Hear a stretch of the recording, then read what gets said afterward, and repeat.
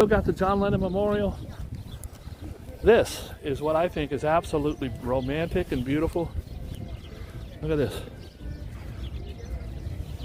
For Andy, whom I love so very much, from Charles. Is that not romantic? For Andy. I don't know. Andy, his boyfriend, his husband, his brother, his son. For Andy, whom I love so very much, Charles. What a beautiful plaque right here for the whole world to see. I've been drawn towards this since I've been coming to Central Park. Who's Andy? I might even type that in when I get home. For Andy, whom I love so very much. RJ, can you send me that? For Andy, for whom I love so very much, Charles. I bet you if you type that in, it'll tell you who they are. This is a ginkgo. This is a ginkgo biloba. Mr. Loba Loba. That's a ginkgo biloba tree.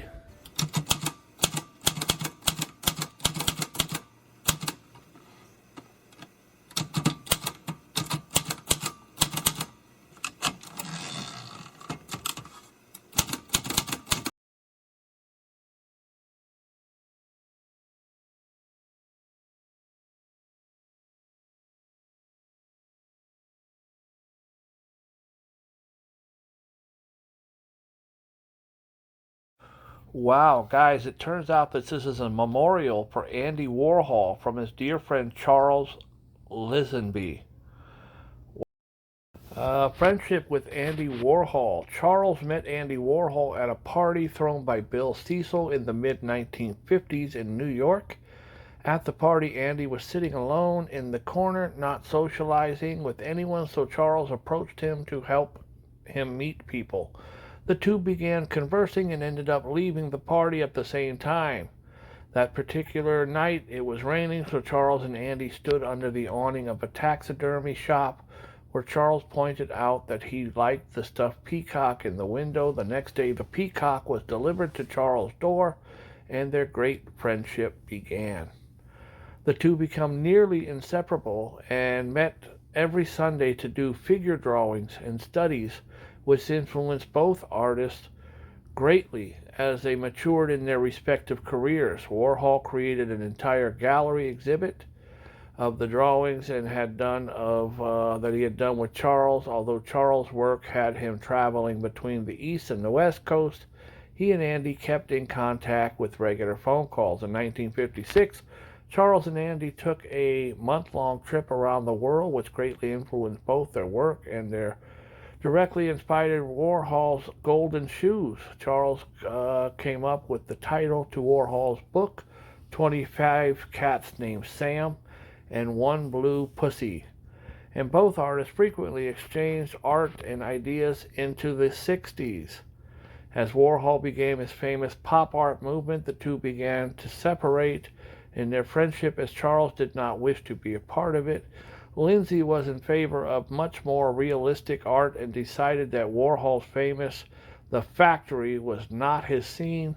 Towards the end of the period, which they both were friends, Warhol bought a house and tried to get Charles to move in with him. Andy even tried to give Charles one of the famous Marilyn Monroe prints that he made specifically for him. Lindsay refused the Marilyn, even though Warhol famously said, "Wrap it up in brown paper, put it in the back of the closet. One day it'll be worth $1 million." Boy, was he right.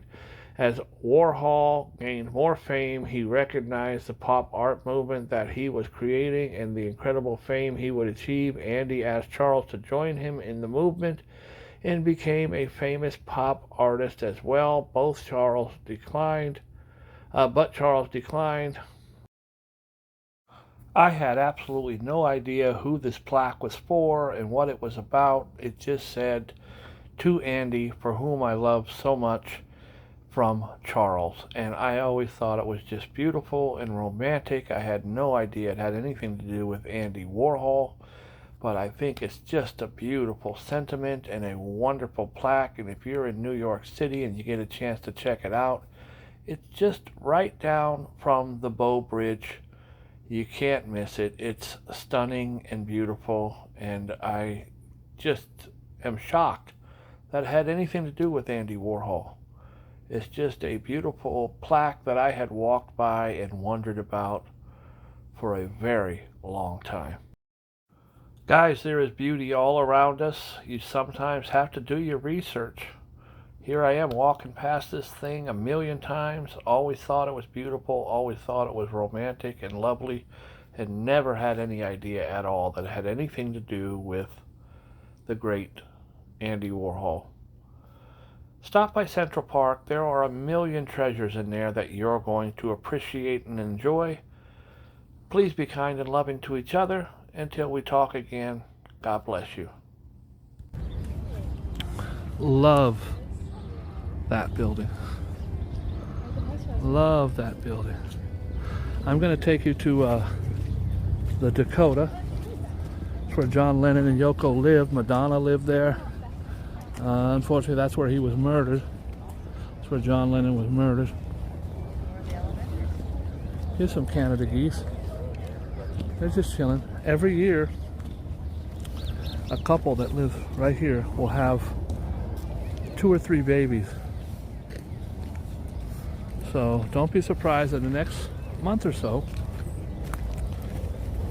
Hi geese. If you don't see a few little babies out here.